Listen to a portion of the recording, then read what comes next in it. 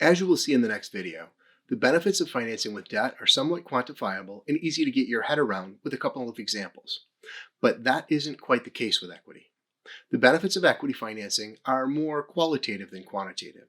Financing with equity means you don't have to pay someone regular interest payments. That means the chance of going bankrupt is less when you finance with equity than it is when you finance with debt. Financing with equity also avoids the additional expense associated with interest payments. Although you will see in the next video, there just might be some tax benefits associated with those pesky interest payments. Another benefit of equity financing is that you have more control in how to return money to the investors. With that, you simply make principal and interest payments, or in the case of a bond, coupon payments, and then later the principal. Your debt payments are fixed at regular intervals, and failing to make a debt payment could land you in bankruptcy court. But with equity, you can choose when and how you want to give the money back to the shareholders.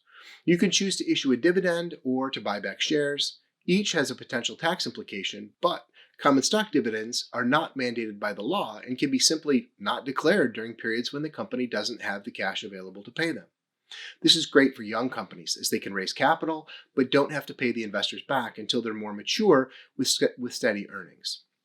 Share buyback programs work the same way.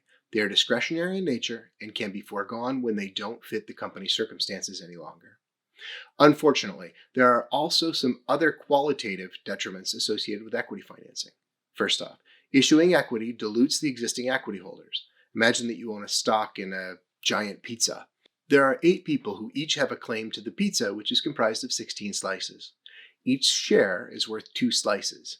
Now, imagine that the company issues additional equity, brings in 8 new stockholders.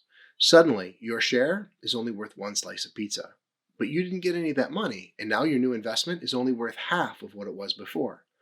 That's the idea of dilution.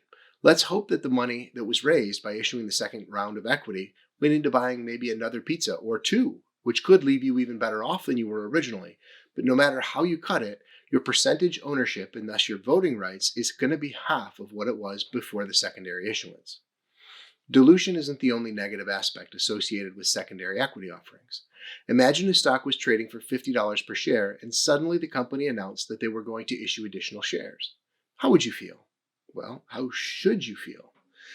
When you bought the shares from another investor, you must have felt that the stock was worth more than $50 a share, or you wouldn't have bought it.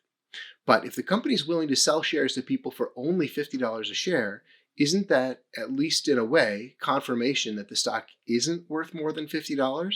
If it were worth more than $50, wouldn't the company charge more for it? What I'm talking about here is signaling. Sometimes selling the second round of shares signals to the market that there's a maximum value to the shares, and that maximum value is the issuing price. Prior research shows that companies that execute secondary equity offerings see their stock prices fall. It may be because of dilution or signaling, or it just might be that having to issue secondary equity may be seen as bad management. So, regardless of the reason, issuing additional equity has a negative impact on the existing shareholders.